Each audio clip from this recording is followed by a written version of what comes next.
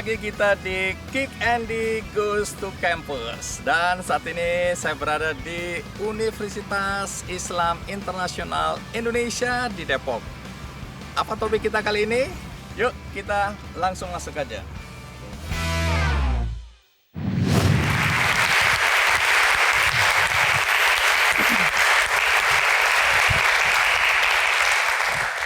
Ya, selamat datang di acara Kick Andy Goes to Campus ya. Dan hari ini kita berada di kampus yang luar biasa besar dan mewahnya, yaitu Universitas Islam Internasional Indonesia. Teman-teman dan penonton di rumah, kita tahu persis ya, belakangan ini ada perasaan bangga kita melihat bagaimana diplomasi Indonesia di tata pergaulan internasional ya, di mana kemudian suara kita didengar. Dan baru-baru ini resolusi PBB mengenai gencatan senjata di Gaza itu juga tidak terlepas dari bagaimana Indonesia bersuara keras. Bahkan Ibu Menlu ya sampai walk out waktu itu karena sikap yang keras. Dan kita bisa lihat hari ini mudah-mudahan ke depan Gaza lebih tenang, lebih damai, dan perdamaian dunia bisa terwujud. Mari kita sambut dengan meriah Ibu Retno Marsudi.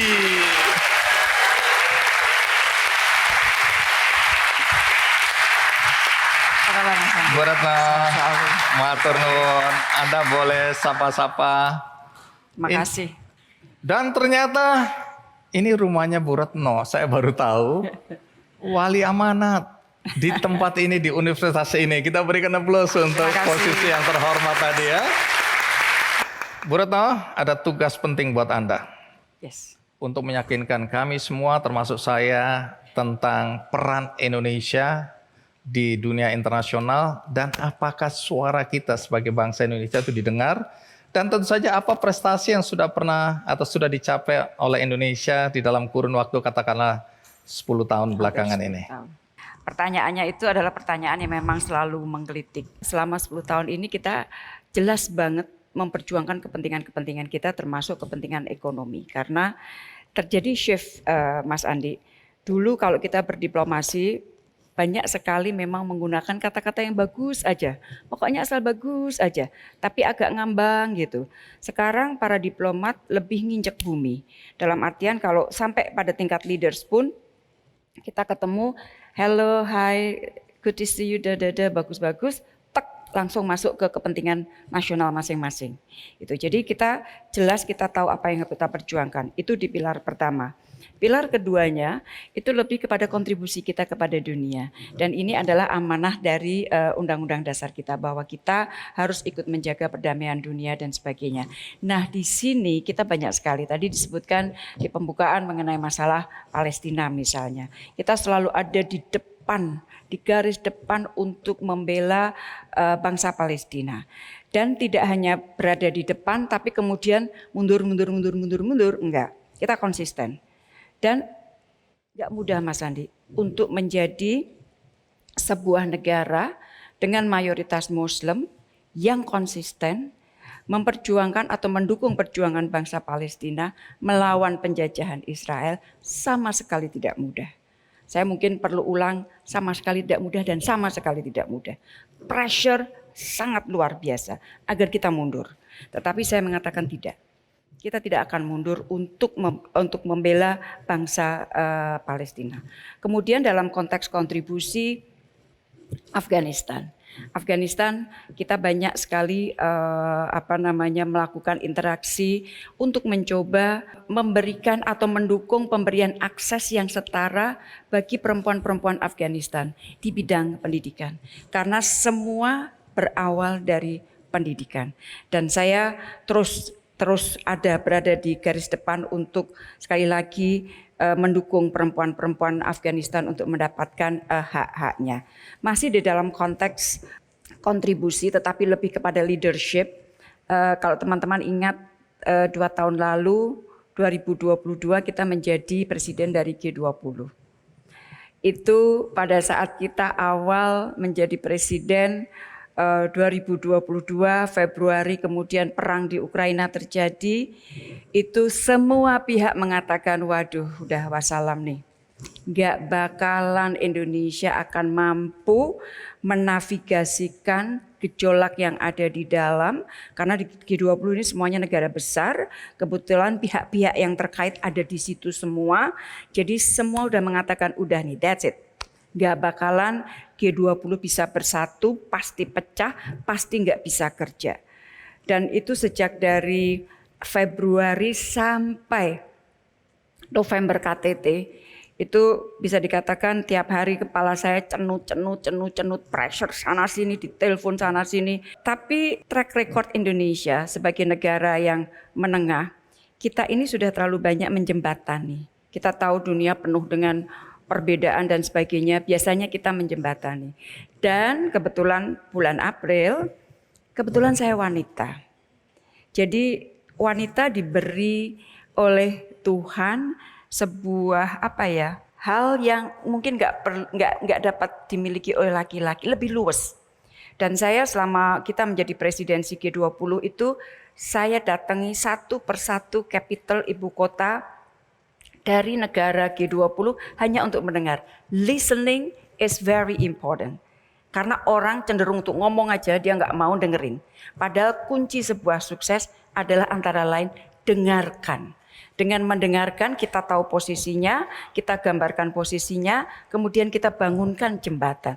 Alhamdulillah berhasil dengan baik dan kita mendapatkan apresiasi yang sangat-sangat tinggi. Dan sampai sekarang kalau saya pas ketemu dengan rekan-rekan saya para menteri luar negeri, mereka masih bicara mengenai G20 Indonesia, tahun lalu ASEAN, tantangannya sama. Jadi all in all paling tidak potret itulah yang dapat kita bawakan untuk menjawab pertanyaan ngapain kita di waktu hampir 10 tahun belum bicara mengenai tadi yang kepentingan tadi, misalnya masalah perlindungan terhadap WNI, kepentingan ekonomi kita, belum lagi negosiasi perbatasan itu Mas Andi, satu negosiasi itu kadang-kadang bisa berjalan 12 tahun, 18 tahun. Tapi akhirnya ada beberapa cukup banyak untuk ukuran penyelesaian perjanjian perbatasan yang dapat kita selesaikan dalam 9 tahun atau hampir 10 tahun ini. Baik, menarik. Saya ingin tahu apa yang membuat Indonesia sekarang ini diperhitungkan dalam pelaksanaan politik luar negeri. Yang pertama harus beres memang urusan dalam negeri. Karena politik luar negeri ini adalah sebuah perpanjangan dari apa yang ada di dalam negeri. Maka negara-negara yang kemudian terjadi konflik misalnya, naudzubillah min dzalik, dia tidak akan mungkin tidak mungkin bermain di dunia. Alhamdulillah di waktu 9 tahun kemarin kita cukup stabil, ekonomi kita bagus dan sebagainya, sehingga kita bisa bermain di luar. Karena kita mau ngomong apa di luar kalau misalnya negara kita berantakan, orang akan bilang, lu who's talking? Lu ngomong apa, negara lu seperti apa? Jadi trust, confidence internasional itu akan kita peroleh. Pertama adalah dari bagaimana kita menata negara kita. Itu sudah kita anggap 9 tahun kemarin dan terus kemudian kontribusi tadi. Jadi tadi Mas Andi mengatakan Dewan Keamanan PBB. Ya, kita di Dewan Keamanan PBB. Kemudian di Dewan HAM. Tidak mungkin sebuah negara yang tidak mendapatkan trust dunia dapat memperoleh 184 suara. Hampir semua negara memberikan dukungan bagi Indonesia untuk menjadi anggota Dewan HAM. Dan ini bukan pertama kalinya Indonesia duduk di Dewan HAM. Jadi pada saat kita bicara, kita bisa ngukur kok sebenarnya. Apakah pada saat kita bicara itu orang betul-betul menghitung kita. Nah, satu contoh lagi. Kalau sekarang dunia bicara mengenai Afghanistan. Saya adalah Menteri Luar Negeri, bukan saya sebagai orang, tetapi Menteri Luar Negeri Indonesianya, itu akan selalu dikontak oleh dunia untuk mengatakan, Retno ini ada begini-begini, what do you think? Bahkan setiap tahun ini paling tidak sudah 2 tahun, Sekjen PBB selalu mengumpulkan para utusan khusus Afghanistan dan saya satu-satunya Menteri Luar Negeri yang ada di situ bicara secara detail mengenai Afghanistan.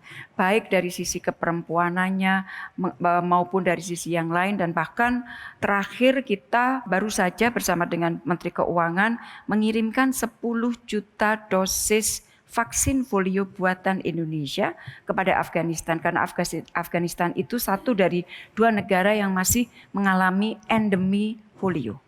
Jadi kalau kita mau bergaul, kita harus berkontribusi. Kontribusi itu bisa bentuknya leadership, juga bentuknya kalau Pak JK mengatakan tangan di atas. Jadi banyak negara yang memerlukan bantuan, ya kita bantu semampu kita. Baik, karena Anda sudah menyebut Afghanistan, peran yang dimainkan Indonesia di dalam permasalahan negara itu cukup signifikan ya. Nanti cerita masalah apa yang paling dominan di sana yang kemudian menjadi perhatian dunia. Tapi saya hanya mau kasih tahu di Universitas Islam Internasional Indonesia ada mahasiswa-mahasiswa dari Afghanistan. Kita berikan aplaus untuk teman-teman dari Afghanistan ya. Dan khusus untuk wanita-wanita, perempuan-perempuan Afghanistan itu ada puluhan mahasiswa mendapatkan beasiswa dari universitas ini. Kita berikan aplaus untuk universitasnya. Terima kasih. Ya. Terus kemudian saya bicaranya begini. Apakah saya ini kelihatan sebagai orang barat? Saya bukan orang barat, saya orang Indonesia, negara dengan penduduk muslim dan saya Muslim.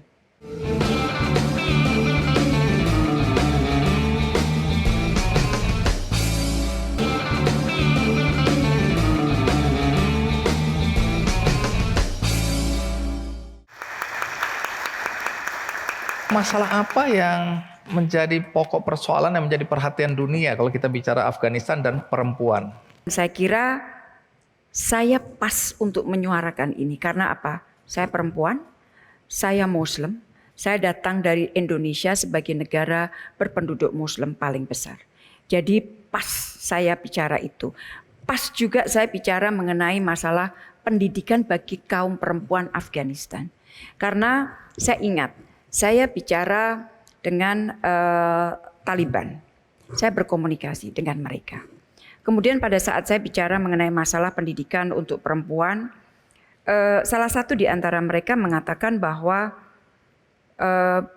masalah pendidikan perempuan ini adalah isu yang dimiliki oleh negara-negara barat. Terus kemudian saya bicaranya begini, apakah saya ini kelihatan sebagai orang barat? Saya bukan orang barat, saya orang Indonesia, negara dengan penduduk muslim dan saya Muslim. Sehingga pada saat kita bicara mengenai hak perempuan, itu bukan mengenai apakah barat atau timur. Ini adalah hak manusia, kemanusiaan, human right yang harus dihormati oleh semuanya. Dan saya bisa melakukan komunikasi dengan mereka cukup intensif komunikasi saya dengan mereka. Jadi kita nggak ngomong doang, nggak NATO, nggak OMDO. Kita berikan contoh, kita berbuat walaupun kita dalam skala yang modest. Kemudian beberapa negara sudah mulai datang mau top up. Retno boleh nggak aku top up untuk memberikan beasiswa untuk perempuan Afghanistan dan sebagainya dan sebagainya. Jadi intinya apapun yang dapat kita lakukan sesuai dengan kapasitas kita, kita akan lakukan untuk negara-negara yang memerlukan seperti di Afghanistan terutama untuk kaum perempuannya.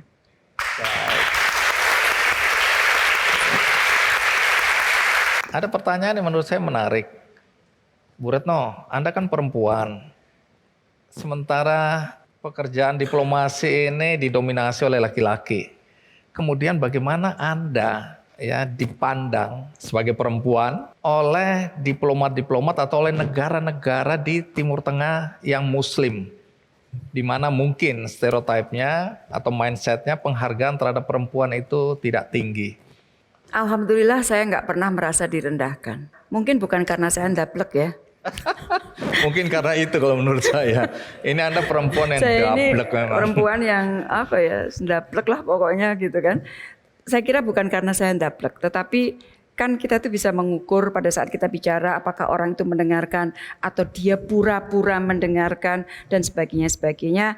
Saya merasa bahwa mereka tidak mengunderestimate perempuan, karena saya tahu di dalam nilai-nilai mereka juga ada rasa hormat kepada perempuan. Mereka sangat hormat kepada ibu-ibu mereka. Itu saya tahu persis. Nah, oleh karena itu pergaulan saya dengan teman-teman laki-laki saya, terutama dari negara-negara OKI, oke-oke saja. Dan bahkan tadi saya ceritakan sebelum kita pertemuan, saya adalah satu di antara 8 menteri luar negeri OKI yang mendapatkan mandat dari para leaders OKI untuk berjuang demi Palestina.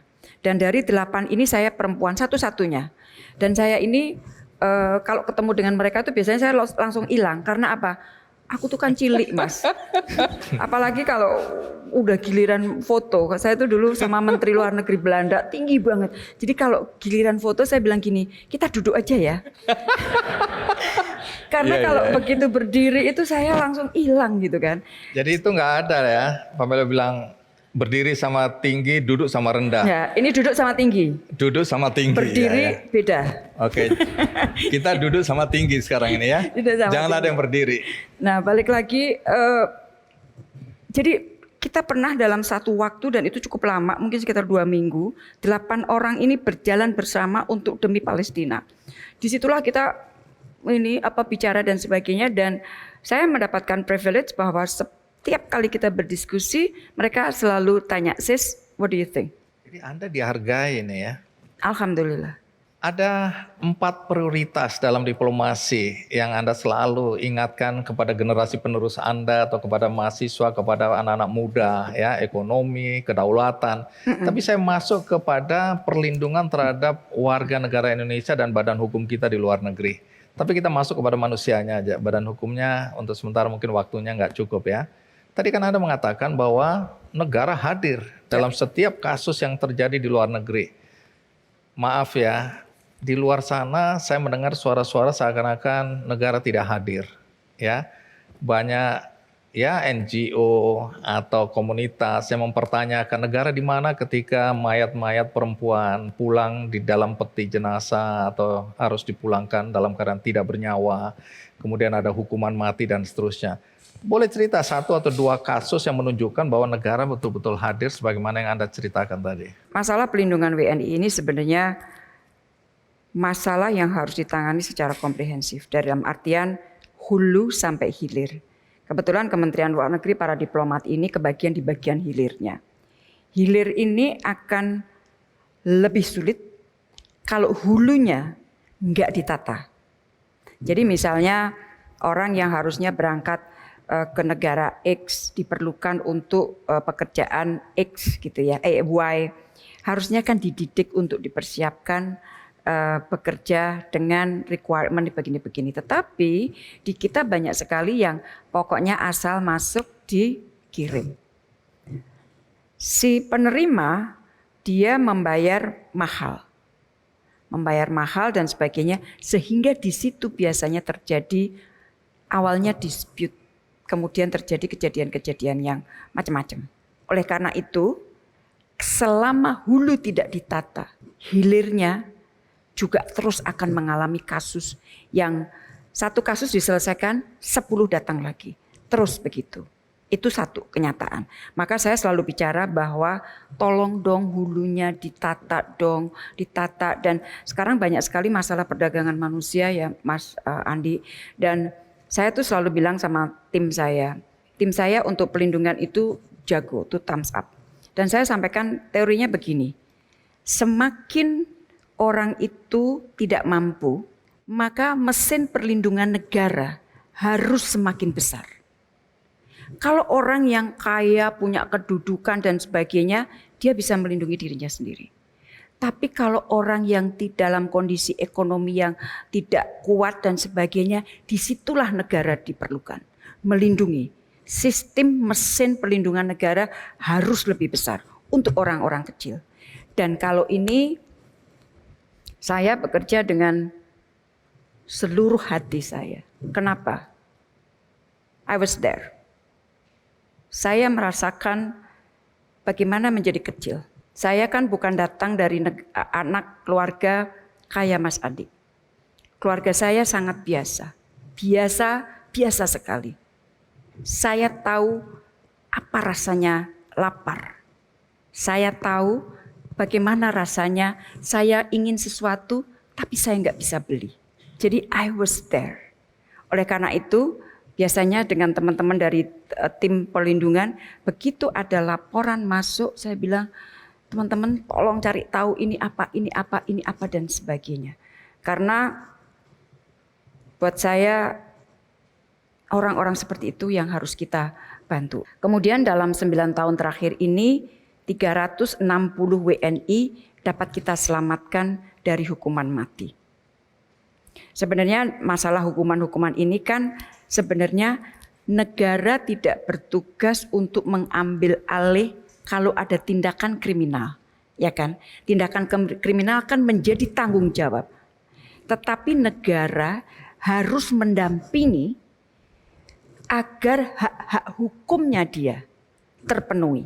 Terus negara-negara konflik lebih banyak terjadi, unfortunately kita harus merepatriasi mereka.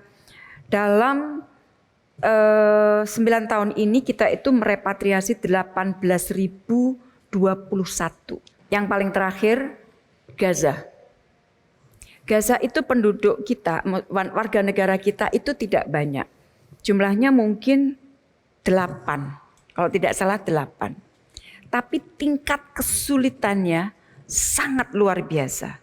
Ada yang sebagian ada di utara, ada sebagian di Gaza Selatan. Untuk menarik yang di utara itu berapa kali percobaan untuk kita evakuasi, gagal lagi karena kemudian ada serangan. Hal yang sama itu terjadi pada saat kita mengevakuasi warga negara kita dari Afghanistan. Pada saat Taliban masuk, situasi chaos dan sebagainya, semua warga negara asing dicoba untuk dikeluarkan oleh negaranya masing-masing termasuk Indonesia. Itu upaya untuk mengevakuasinya sangat luar biasa dan bahkan ada beberapa negara yang sampai menteri luar negerinya mundur gara-gara tidak bisa melakukan evakuasi warga negaranya. Belum waktu COVID, di mana semua pesawat nggak ada, connectivity putus semuanya. Kita mengevakuasi yang memang memerlukan mengevakuasi warga negara kita. Jadi tingkat kesulitan setiap evakuasi, repatriasi itu tingkat kesulitannya berbeda-beda. Tapi semuanya dapat dikatakan sulit, termasuk tentunya Sudan, Yaman. Yaman itu kapalnya udah datang, orangnya nggak bisa datang, kapalnya pergi lagi, masuk lagi, orangnya nggak bisa. Dan itu saya memonitornya menit demi menit. Makanya saya itu selalu bawa ini, Mas Andi. Apa manfaat itu sehingga Anda bilang saya selalu bawa ini? Jadi begitu ada satu kasus ya, kita langsung bentuk grup. Dan itu langsung tus. Dan itu bisa kalau misalnya mau evakuasi itu, saya di tempat tidur, tapi posisi saya duduk, laptop, HP, buku. Jadi waktu kita di Yaman, itu evakuasi ada yang penjemput. Itu saya tahu persis penjemput kita ada di titik mana, dia mengalami kesulitan apa, saya harus kontak siapa dan sebagainya. Jadi per titik. Afghanistan juga sudah di airport, di bandara, pintu bandara nggak bisa dibuka. Saya harus telepon salah satu menteri luar negeri. Saya bilang please kontak timmu yang ada di lapangan karena masih ada di bawah penguasaan NATO kan pada saat itu. Tolong bukakan pintu untuk warga negaraku, karena pesawat sudah mendarat dan pesawat ini hanya diberi waktu 30 menit untuk ada di darat. Setelah itu dia harus pergi lagi. Disitulah saya selalu menghargai apa artinya friendship. Jadi kita berhubungan secara kedinasan, yes. Tetapi saya tidak pernah lupa untuk merajut pertemanan. Karena di satu titik di mana kita memerlukan, bayangin untuk salah satu evakuasi yang saya tadi cerita, Menteri Luar Negeri yang saya hubungi itu, saya teks pertama, can I talk? Dia bilang, saya nggak bisa, saya sedang rapat dengan presiden saya. Saya bilang, lo minta izin presiden lu, bilang saya mau bicara, penting banget. Akhirnya dia keluar loh mas. Dia menerima telepon saya dan saya bilang, tolongin saya, please, tolongin saya. Saya harus kasih juga kredit buat Bu Retno, walaupun mungkin kredit saya ini apakah ada nilai atau tidak. Bu Retno salah satu menteri yang paling cepat menjawab kalau saya WA.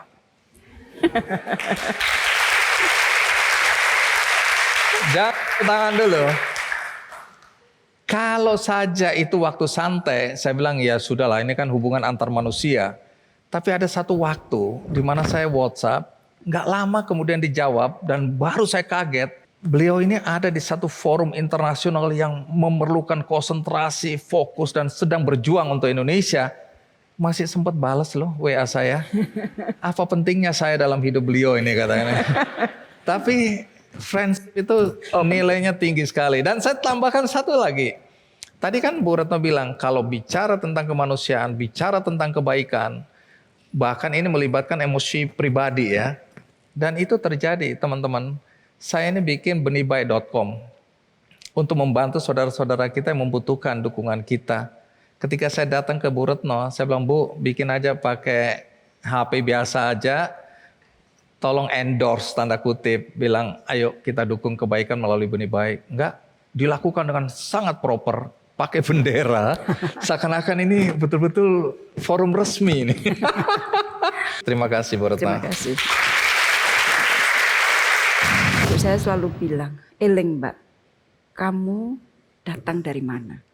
Agar saya tidak pernah lupa bahwa yang saya sedang nikmati ini sementara melalui proses yang panjang dan saya tidak boleh lupa kepada mereka.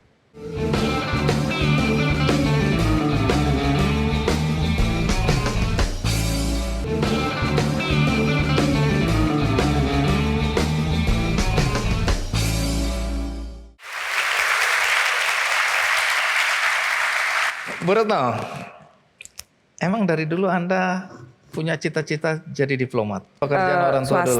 Swasta. Wira swasta, iya wira swasta. Dan karena saya anak pertama ya, jadi seluruh kemampuan ekonomi dikerahkan untuk ibu? Enggak, beban. Dalam arti malah beban. Ibu saya bercerita dengan semua masalahnya dengan saya. Jadi makanya saya itu kalau melihat seperti yang kita urus mengenai TKI dan sebagainya, tadi saya bilang I was there. Dan sampai sekarang Mas Andi, saya memutuskan untuk setiap minggu saya pergi ke pasar basah loh, bukan supermarket atau apa. Pasar tradisional. Pasar tradisional. Untuk apa? Untuk mengingatkan saya, ibu saya itu selalu bilang eling yo Mbak. Eling itu termasuk eling kamu itu dari mana. Kita itu cepat lupa Mas Andi. Apalagi kalau udah dikasih power ya. Wow, jadi Menteri Luar Negeri itu gagahnya kayak apa toh? Gagah gitu kan. Tapi ibu saya selalu bilang, eling Mbak, kamu datang dari mana. Jadi saya ke pasar, saya bicara dengan mereka. Aku tahu persis harga itu aku tahu persis. Saya bicara dengan yang suka ngebawain ini dan sebagainya. Nggih, saya tahu mereka punya anak berapa dan sebagainya. Saya bersahabat dengan tukang sayur. Saya berusaha untuk terus bersama dengan mereka. Agar saya tidak pernah lupa bahwa yang saya sedang nikmati ini sementara melalui proses yang panjang dan saya tidak boleh lupa kepada mereka. Itu by intention. Dan dulu saya sebelum Merapi kemudian meletus bertubi-tubi, saya setiap tahun naik gunung dengan suami saya. Begitu naik gunung kita ke desa-desa dan kalau kita ke Jogja, kita ke Malioboro, kita duduk di emperan, kita duduk dengan bapak-bapak penarik becak. Ngomong ngalor ngidul nggak keruan. Itu saya, Mas. Saya karena dari begitu kerasnya ya, mungkin lebih tepat itu hidup saya keras ya. Itu di satu titik saya berjanji kepada diri saya sendiri bahwa saya harus memutus rantai itu. Saya harus putus rantai itu. Dan akhirnya kerja keras saya itu memang rada ekstrim memang. Karena kalau tidak, saya nggak mungkin menjadi siapa-siapa. Contohnya, waktu SMA. Waktu SMA itu saya sudah, saya pengen jadi diplomat. Jadi diplomat di Semarang, kan saya tinggal di Semarang. Di Semarang adanya Universitas Diponegoro. Dia nggak punya jurusan hubungan internasional. Maka saya, dan itu berat sekali buat ibu saya, ngekosin anaknya di Jogja. Karena ngekosin itu berarti kan harus bayar kos-kosan, harus bayar biaya mahal. Kalau biaya sekolah kan juga kalau di Semarang biaya sekolah. Jadi ada ongkos ekstra. Jadi saya sudah tahu bahwa saya ingin jadi apa. Dan pada saat saya diterima di UGM, jurusan hubungan internasional, pola saya itu disiplin kepada diri saya sendiri itu lebih disiplin dari disiplin yang saya inginkan dari orang lain. Aku sombong dikit ya.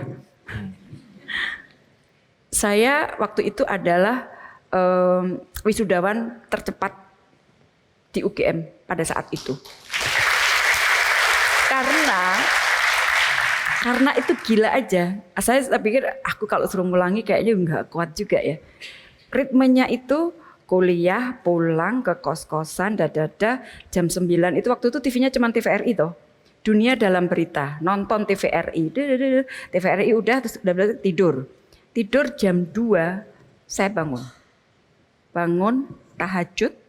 Setelah tahajud dari jam 2 itu saya tidak tidur sampai subuhan. Subuh, begitu setelah subuh kemudian persiapan sekolah. Dan Senin Kemis saya puasa. Hidup saya penuh dengan puasa.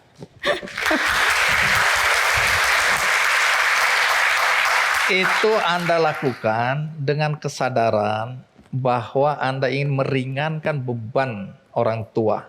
Artinya kalau Anda nggak disiplin, Anda bisa tambah 1 tahun, itu artinya menambah beban keluarga. Jadi itu faktor jadi karena utama. Dan 3 tahun 10 bulan pun itu di korting 1 tahun. Karena waktu itu Kemlu kebetulan melakukan ijon, rekrutmen langsung kepada universitas-universitas. Ada 10 universitas yang waktu itu mahasiswanya direkrut oleh Kemlu. Jadi setahun terakhir saya di UGM, saya itu udah dikasih beasiswa oleh Kemlu. Jadi ibu saya itu ngirim saya waktu itu sebulan 50.000. 50.000 itu 25.000 untuk bayar kos, 25.000 untuk hidup. Tapi karena terus kemudian saya dapat beasiswa, waktu itu beasiswa yang tertinggi itu 25.000. Jadi saya sudah punya beasiswa 25.000, terus saya diijon oleh Kemlu. Saya dikasih beasiswa oleh Kemlu 75.000. Jadi saya punya duit dari beasiswa itu 25 tambah 75, 100.000. Itu rasanya saya tuh jadi orang kaya banget. Opo-opo iso tuku. Terus saya bicara sama ibu saya, udah Bu, aku ndak usah dikirim. Karena 50. Aku suge 100.000. 100.000. Jadi ya alhamdulillah lah, syukur. Belum menjawab pertanyaan. Kenapa jadi diplomat? Kenapa nggak jadi pengusaha, kan cepat kaya? Enggak, kan itu karena cara berpikir kita anak-anak. kan ya karena pas-pasan itu nggak pernah pergi dunia dalam berita, diplomat, pakai jas Mas, naik pesawat. Itu kan impian orang-orang susah ini ya. Bener Mas. Jadi kita ngelihat, waduh nganggo jas, nganggo dasi, numpak motor mabur. Numpak motor mabur. Jadi saya bilang, aku bisa nggak ya jadi seperti itu ya? Aku bisa nggak ya jadi seperti. Tapi aku kejar. Tapi Bu Retno ini mendegradasi semua apa yang Anda lakukan tadi kan heroik. Ternyata dulu gara-gara pengen numpak motor mabur gratis lah. Sedih aku Jane. Kasian ya. Tapi itu yang terjadi dalam hidup Anda ya. Alasan benernya sebenarnya agak mirip sama Ibu Menlu kita juga. Saya juga lahir dari keluarga yang tidak kaya, tidak pernah naik pesawat juga, tidak pernah keluar negeri. Jadi saya juga mau berusaha untuk jadi mewujudkan itu juga. Diplomat kita tuh wong deso kabeh.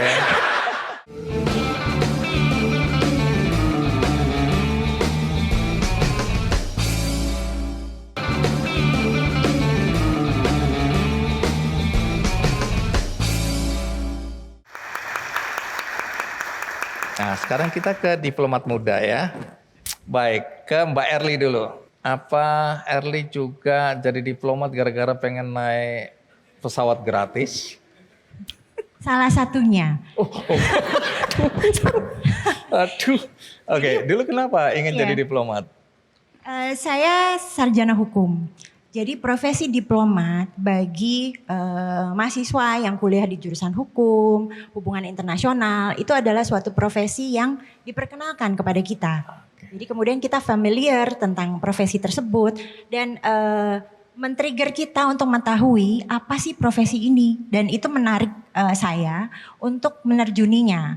Itu alasan formalnya. Tapi alasan benernya sebenarnya agak mirip sama Ibu Menlu kita juga. Saya juga lahir dari keluarga yang tidak kaya, tidak pernah naik pesawat juga, tidak pernah keluar negeri. Jadi saya juga mau berusaha untuk jadi mewujudkan itu juga. Diplomat kita tuh wong deso kabeh.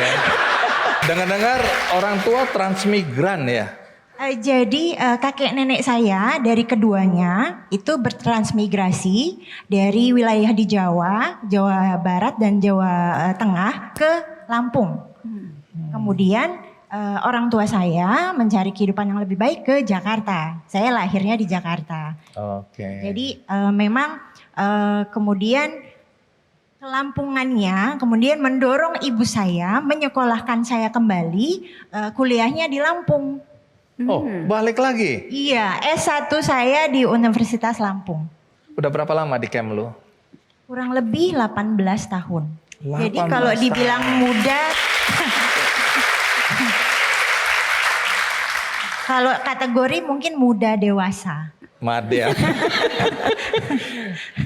Posisi sekarang apa? Sekarang saya bekerja di unit namanya Direktorat Hukum dan Perjanjian Ekonomi. Pernah tugas di luar negeri? 2 kali, Di pertama mana kali saja? di Ukraina, kemudian kedua adalah di Finlandia. Wow. Nah, Ukraina, coba cerita, pernah menghadapi krisis enggak pada saat ditugaskan di sana? Nah, memang sangat menarik cerita tentang penugasan kami di Ukraina. Jadi kami itu bertugas di Ukraina 2011 hingga 2014 akhir. Ketika ada yang namanya perang Rusia-Ukraina War, Russo-Ukrainian War, itu dimulai dari Februari 2014. Saat saya berada di sana. Tuh, jadi itu diawali ada yang namanya Maidan Revolution. Demonstran berusaha menjatuhkan presiden yang saat itu terpilih, yaitu Viktor Yanukovych. Di mana sebelumnya di sana damai-damai aja. Jadi kita hidup nggak tergambar dalam pikiran kita Ukraina itu akan menjadi seperti ini. Tuh, jadi kita di sana di KBRI ketika kejadian itu terjadi. 108 demonstran itu meninggal di Maidan, itu seperti alun-alunnya dari Kiev. Kita segera berkonsultasi dengan pusat, dengan competent authority di negara tersebut dan kedutaan-kedutaan asing yang ada di situ. Kita susunlah sebuah contingency plan untuk proses evakuasi warga negara kita yang ada di situ. Yang dilakukan apa sih ketika kita menyusun evacuation plan itu, contingency plan? Mulai dari persiapan logistik, transportasi, jalur keamanan, berkoordinasi dengan juga kedutaan asing di negara setempat yang juga sedang mempersiapkan proses tersebut dan juga mengumpulkan seluruh WNI yang tinggalnya tentu tidak berdekatan. Ada berapa banyak WNI tinggal di Saat itu banyak sekali di Ukraina itu ada 55.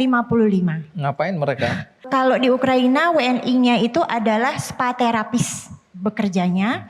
Kemudian warga negara Indonesia yang menikah dengan orang Ukraina. Ada yang sekolah di sana? Untuk yang sekolah saat itu tidak Oh, ada. jadi pekerja ya. Ya, pekerja. Baik, jadi akhirnya bagaimana itu peran Anda atau diplomat-diplomat kita untuk menyelamatkan, mengevakuasi terjadi juga? Nah, saat itu alhamdulillahnya di 2014 itu menurun tensinya. Jadi tidak jadi proses evakuasinya meskipun rencana kontingensinya sudah kita establish dan siap dilaksanakan. Jadi kemudian keadaan menormal kembali, jadi tidak jadi dilaksanakan. Namun kemudian di tahun yang sama juga ada Malaysia Airlines ditembak jatuh MH17 ya? ya. Iya. Itu juga ada korban WNI-nya. Yang mana memang seperti Ibu Menlu tadi bilang bahwa salah satu tugas kita adalah protecting warga negara kita di luar negeri. Ya, jadi ini yang kami lakukan Bapak dan Ibu semua ketika kita bertugas ke luar negeri. Yang utamanya adalah melindungi segenap bangsa Indonesia, tidak hanya yang di Indonesia tapi juga yang di luar. Jangan melihat dari sudut pandang sebelum masuk dulu ya. Aku mau seneng-seneng, gagah banget pakai jas, pulang pergi pakai pesawat. Tapi ternyata di balik apa yang Ternyata digambarkan, enggak begitu. pekerjaannya jungkir balik ya. Karena ini bicara tentang tadi nyawa manusia, kemanusiaan, dan juga kehormatan bangsa dan kedaulatan ya. Itu banyak faktor yang membuat jumpalitan. Saya baru belajar sedikit sih, apa sih kerja diplomat ini ya. Karena saya pikir seneng-seneng aja gitu loh ya. Ternyata nggak tidur itu bisa berhari-hari apalagi kalau ada krisis ya. Ibu Retno beberapa kali cerita sama saya. Nah, tadi kan sarjana hukum. Sampai di situ atau Anda sekolah lagi atau ada gelar lagi atau apa? Kemudian saya mendapatkan kesempatan beasiswa S2 Magister of Law di Belanda. Di University of Groningen, saya kembali mempelajari mengenai hukum organisasi internasional. Tunggu, di saat Anda jadi diplomat. Di saat saya jadi diplomat. Tapi Nara, ada satu negara yang kayaknya masih konsisten untuk mempersoalkan isu Papua itu. Nah, tapi di era sekarang bagaimana itu ya?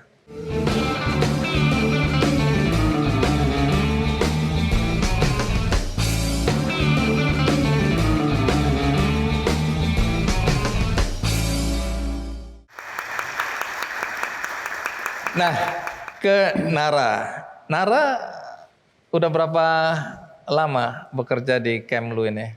Saya di Kemlu sekitar 16 tahun, jadi 2 tahun setelah Mbak Erli. Oke. Kalau 16-18 tahun itu termasuk baru, sedang, Menengah ya. menengah ya? Menengah. Karena tapi saya sih udah nggak sudah dihitung ya, udah mau pensiun kan. Bu Saya Retno udah berapa lama sih di Kemlu ini? hampir 40 tahun, 39 tahun. Kita punya pembanding sekarang, jadi artinya Separuh, Mas. perjalanan karir masih cukup panjang ya, artinya kalau mencapai puncaknya. Nah, kalau latar belakang pendidikan Nara apa? Kalau saya, S1 saya dari Ilmu Hubungan Internasional UI, Universitas Indonesia. Oke. Kemudian saya juga dapat kesempatan untuk melanjutkan sekolah setelah menjadi diplomat. Saya ambil S2 Peace and Conflict Studies dari University of St. Andrews di Inggris. Konflik. Hebat ini ya diplomat kita ini ya. Dan di usia mereka, Mas, di usia mereka penempatan kedua. Jadi kalau saya mencoba untuk merefleksikan ke saya, penempatan kedua saya kan di Belanda. Itu tuh saatnya anak-anak itu masih, jadi bangun pagi, mandiin mereka, kasih makan, masukin di mobil, nyetir, bawa ke sekolah, blok baru ke kantor, nanti jemput lagi, nanti kalau ada panas. Kan kalau di luar kan kita harus mandiri. Jadi pas mereka ini pas ribet-ribetnya nih, saya tahu persis nih. Nah, nanti saya akan tanyakan Pas ribet-ribetnya ini ya. nih.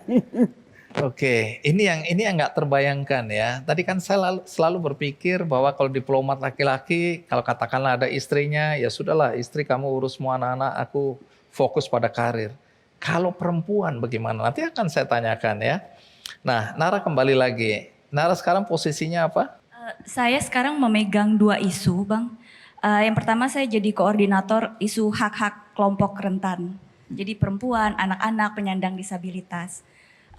Kemudian saya juga menjadi caretaker untuk isu kemanusiaan, jadi koordinator untuk isu kemanusiaan. Salah satunya mungkin penanganan pengungsi luar negeri di Indonesia yang tadi Bu Retno sudah jelaskan sedikit. Baik, jadi tugas ke luar negeri sudah dong ya? Sudah 2 kali juga. Kemana saja? Yang pertama ke New York, yang kedua ke Jenewa. Oke, sebagai apa itu kalau ke luar negeri itu ya? Kalau untuk saya kedua pengalaman penempatan ini adalah ke perwakilan multilateral. Jadi fokus kerja kami adalah pembahasan-pembahasan di organisasi internasional. Kalau di New York itu khususnya PBB. Nah kalau untuk pengalaman saya di Jenewa, saya menangani isu tenaga kerja. Jadi waktu itu organisasi internasional yang saya tangani ILO, International Labour Organization.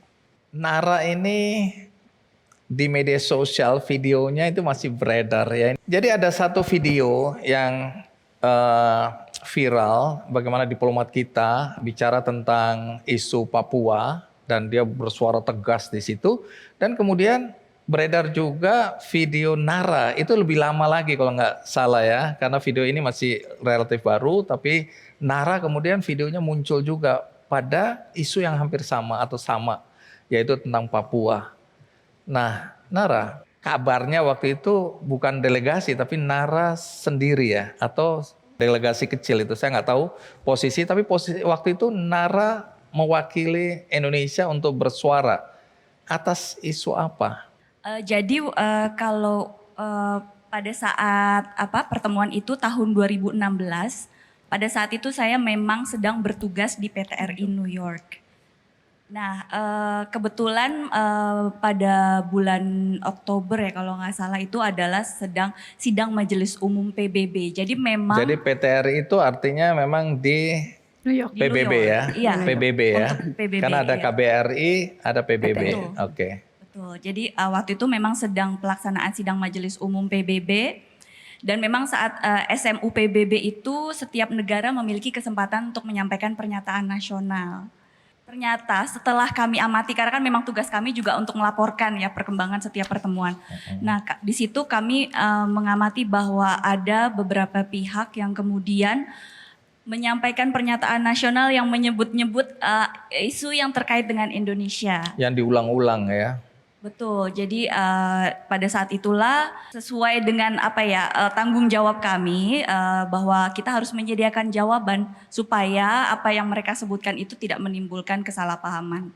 Saya jujur aja Bu Retno, saya bangga ya. Ya sebagai bangsa pasti harus bangga, tapi bangganya itu bagaimana cara penyampaian ya diplomat-diplomat muda kita di forum-forum internasional di mana itu kan banyak senior karena di sana ada Perdana Menteri, ada kepala-kepala negara, dan ini kemudian ada diplomat muda Indonesia yang berani bicara dan setara dengan para pemimpin dunia. Itu kebanggaan yang luar biasa. Tapi Nara, ada satu negara yang kayaknya masih konsisten untuk mempersoalkan isu Papua itu. Nah, tapi di era sekarang bagaimana itu ya? Sikap mereka, negara-negara yang dulu mempersoalkan isu Papua. Jadi memang seperti tadi Bu Retno juga sempat sebut ya bahwa permasalahan luar negeri atau diplomasi kita di luar negeri itu kan awalnya adalah dari kondisi dalam negeri. Kita bisa melihat bahwa di dalam negeri juga kita terus melakukan pembangunan-pembangunan di seluruh wilayah Indonesia dan juga khususnya di wilayah-wilayah yang dianggap masih terbelakang. Ini hulunya. Jadi, ini ya. Kita sudah lihat bahwa ada upaya-upaya perbaikan di dalam negeri. Nah jadi itu kemudian mungkin terefleksikan juga dalam pelaksanaan politik luar negeri kita bahwa kondisi Indonesia itu terus membaik dan bahwa kebijakan kita itu terus menegakkan penegakan HAM di Indonesia, bahwa kita ini juga sekarang anggota Dewan HAM. Jadi istilahnya nggak main-main gitu kita kalau berbicara mengenai HAM. Selain itu juga ke negara-negara atau ke pihak-pihak yang sepertinya punya perhatian lebih terhadap Indonesia ini juga kita berusaha merangkul. Kita jadikan mereka teman, kita buat pemahaman mereka lebih sesuai dengan realita yang ada di Indonesia. Jadi mungkin dari situ mereka bisa melihat dan ternyata pada akhirnya memang akan lebih produktif begitu ya mungkin kalau atau bermanfaat jika mereka memperkuat kerjasama dengan Indonesia langsung daripada istilahnya berkoar-koar di sebuah pertemuan internasional. Jadi memang kalau kita lihat ada penurunan dari jumlah negara yang mengangkat isu Indonesia di pertemuan UNGA ini di SMU PBB ini, dan bahkan pada tahun lalu tidak ada satupun negara atau pihak yang mengangkat mengenai Indonesia di SMU PBB. Baik, ini bisa dibilang keberhasilan diplomat-diplomat Indonesia ya. Nara dan Erli, singkat aja, seberapa sulitnya jadi diplomat perempuan? Dan langsung saya tanyakan juga bagaimana sikap suami. Karena ada ego-ego laki-laki yang harus dijaga. Jangan sampai dia merasa dikalahkan atau terkalahkan oleh laki-laki, dalam hal ini suami. Nah, Erli bagaimana ceritanya? Diplomat perempuan sudah pasti challenging karena nature dari pekerjaan kita itu adalah berpindah-pindah. Itu yang pertama, yang membuatnya semakin challenging. Jadi root kita juga tidak ada, support system natural kita, keluarga besar kita, ketika kita bertugas di luar negeri itu tidak ada. Jadi memang sangat challenging dari segi jauh dari keluarga pendukung utamanya. Ya itu pertama. Kemudian kesulitan tadi dijelaskan dengan gamblang oleh Ibu Retno bahwa saat ini anak saya juga berumur 11 dan 6 tahun. Saatnya bersekolah, kemudian dan perkembangan mereka juga kan perlu kita awasi sebagai orang tua. Itu juga challenging karena tugas kami sendiri di kantor juga ya berat ya, dalam arti itu adalah tuntutan profesi, balancing antara kita sebagai ibu pekerja dan juga harus berperan di rumah sebagai ibu dari anak-anak. Menurut saya bukan hanya tantangan dari profesi diplomat, itu semua profesi ketika yang melakukannya adalah perempuan, ada tantangan secara tradisional. Tapi semakin kesini saya rasa itu akan semakin mudah. Kemudian kalau dukungan dari itu challenge-nya, tapi kemudian alhamdulillahnya saya mendapatkan dukungan yang luar biasa dari pasangan saya, suami saya dan juga keluarga besar dan juga anak-anak. Itu yang paling utama mendukung saya, yang saya rasa tanpa kehadiran mereka, saya tidak bisa menjalankan tugas-tugas saya dengan baik. Gitu. Kehadiran mereka justru merupakan hal pendorong saya semakin baik dalam melakukan tugas-tugas. Jadi laki-laki masih ada perannya ya, fungsinya ya. Sangat. Hidup para suami. Hidup para suami. Di Hari Kartini. Baik, terima kasih Erli. Kalau Nara gimana? Kalau saya memandang memang profesi diplomat ini adalah profesi yang berat dan penuh tantangan untuk siapapun. Untuk perempuan ataupun laki-laki. Hanya memang kalau di Indonesia ini sayangnya sebagian, saya nggak tahu besar atau kecil ya, tapi sebagian manusia di Indonesia masih melihat perempuan sebagai bagian dari sistem dukung. Bukan sebagai individu yang perlu didukung. Inilah kenapa tantangan untuk menjadi diplomat perempuan itu masih lebih berat daripada para diplomat laki-laki. Nah, saya sendiri memang beruntung saya dibesarkan di keluarga yang mendorong setiap anggota keluarga dan anak-anak itu untuk maju terlepas dari jenis kelamin. Jadi saya tidak pernah benar-benar merasakan ada pembedaan perilaku begitu ya atas prestasi yang perlu dicapai baik sebagai anak perempuan atau anak laki-laki. Oleh karena itu kemudian ketika saya memutuskan untuk menikah, saya memilih pasangan yang juga mencari perempuan untuk menjadi mitra, bukan untuk menjadi pelayan begitu misalnya ya. Hidup suami. Saya mencari pasangan yang memiliki cukup kepercayaan diri dengan dunianya sendiri dan kemudian mau ikut mendorong istri begitu ya untuk juga maju. Itu sih syarat yang sangat penting Bang Noya untuk saya. Jadi kita tuh dididik sangat keras Mas Andi. Pada saat ada orang yang mengulik isu kedaulatan Indonesia, baik dia perempuan maupun laki-laki, diplomat perempuan atau laki-laki, kita pasti akan berdiri.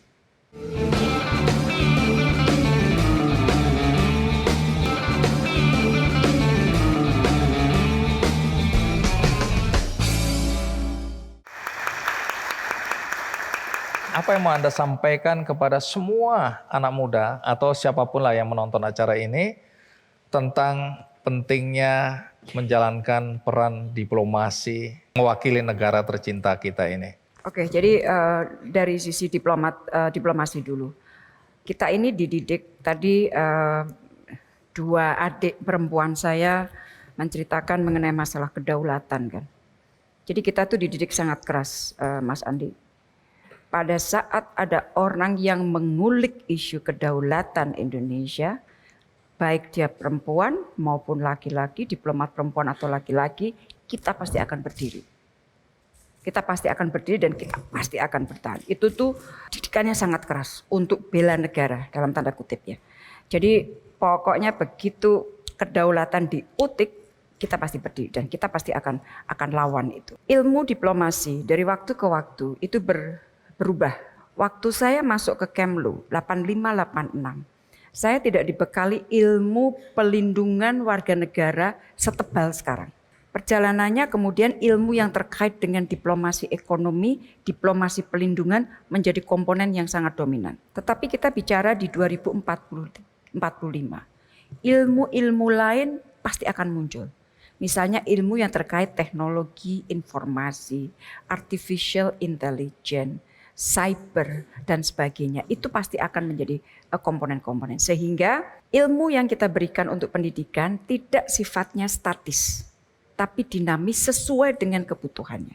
Jadi tugas kita, dan ini tidak mudah, memotret di 2045 kira-kira peluangnya ada di mana, tantangannya ada di mana. Dan inilah yang harus kita persiapkan. Itu kalau bicara mengenai masalah diplomasi. Kemudian kalau bicara mengenai Indonesia nantinya di 2045, tadi saya sampaikan bahwa semua berawal dari pendidikan. Tetapi pendidikan itu juga harus pas dengan pasar. Banyak sekali kita misalnya mendidik sarjana yang pada saatnya mereka lulus akhirnya tidak bisa ditampung di pasar kerja. Maka kita kemudian juga lihat di barat banyak sekali sekolah itu yang memfokuskan pada vokasi. Vokasi karena mereka melihat pasarnya berkembangnya ke seperti apa, disiapkan. Sesuai gitu loh. Maka kembali lagi di 45 nanti kita akan melihat dunia seperti apa, itulah pendidikannya yang harus dimulai dari sekarang. Dan saya betul-betul ingin melihat Indonesia akan semakin jaya di 2045 dan gap pembangunan semakin kecil. Karena kita harus terus mengentaskan kemiskinan. Tidak ada gunanya kita mengalami economic growth yang tinggi, tetapi gap pembangunannya besar, dan di negara-negara yang memiliki kasus seperti itu, akhirnya yang terjadi adalah kerentanan sosial, bahkan konflik sosial itu akan semakin besar.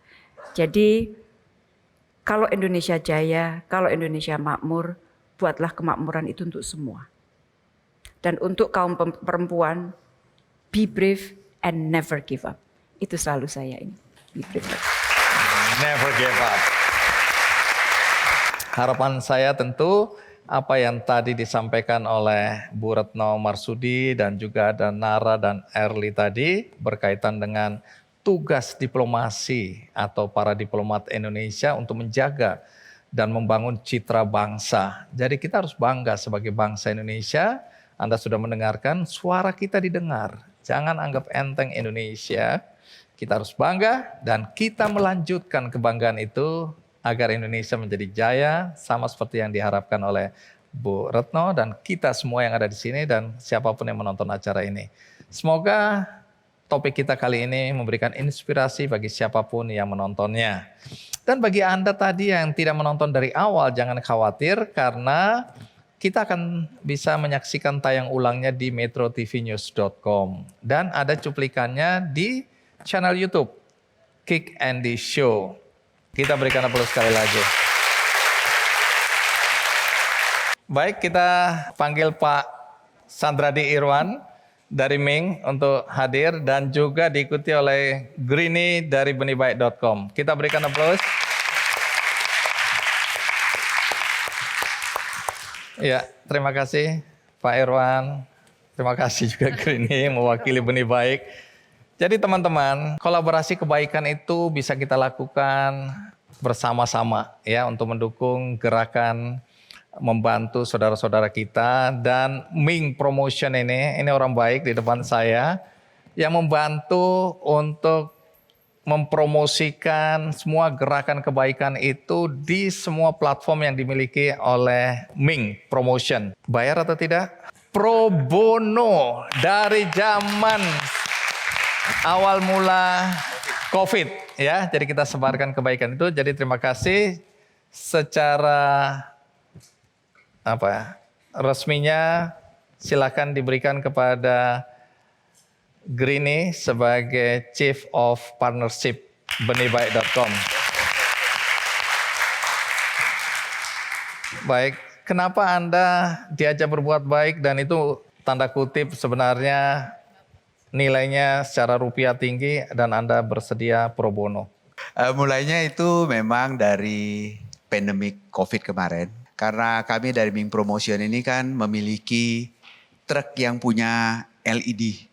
Ya kalau misalnya teman-teman lihat truk LED yang keliling Jakarta atau di Jawa segala macam itu kebetulan kami punya. Jadi pada saat pandemik itu kan mobil itu diem bernama pandemik ya. Jadi daripada mobil itu tidak berfungsi, saya carilah cara bagaimana mobil ini bisa ada manfaatnya buat kita semua. Jadi pada saat itu saya carilah Bang Andi. Bang Andi dengan senang hati bilang silakan mari kita manfaatkan untuk kebaikan semua. Jadi informasi-informasi itu disajikan dan mobil itu banyak sekali jadi keliling kemana-mana ke pasar-pasar untuk menggunakan masker zaman dulu kampanye-kampanye seperti itu ya. Nah berlanjut dari sana karena kami dari Ming Promosi ini melihat bahwa apa yang dikerjakan Benih Baik ini sangat luar biasa sekali. Jadi dari mobil itu kami juga memberikan lagi semua media LED kita di seluruh Jakarta dan di Indonesia. Jadi dari Medan sampai Manado kita punya. Jadi kita memberikan plafonnya supaya bisa menyebarkan kebaikan dari Benih Baik. Jadi kita cuma plafon saja, tapi yang terbaik adalah memang Benih Baik sendiri gitu loh. Kira-kira seperti itu kenapa kami ingin. Baik, terima kasih Pak Irwan. Ya.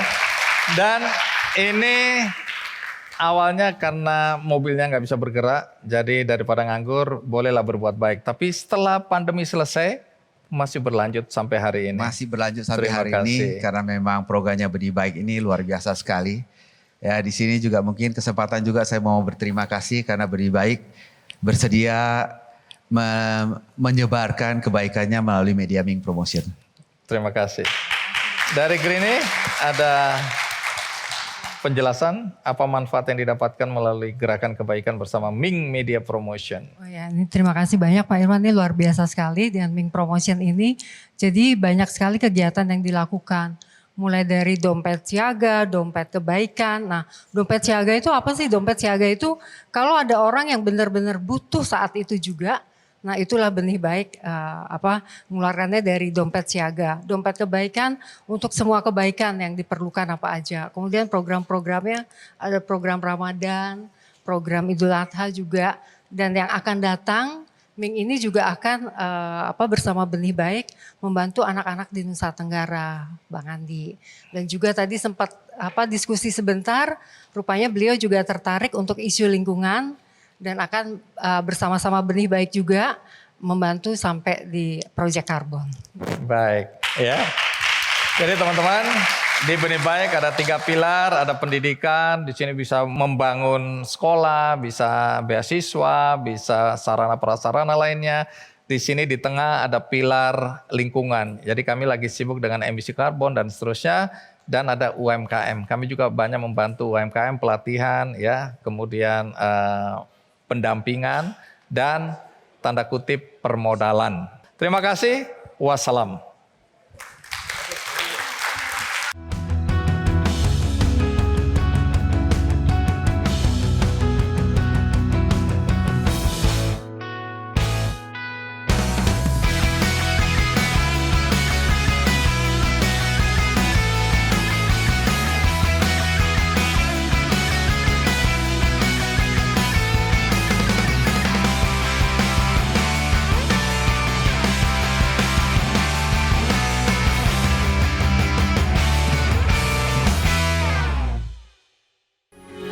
Metro TV.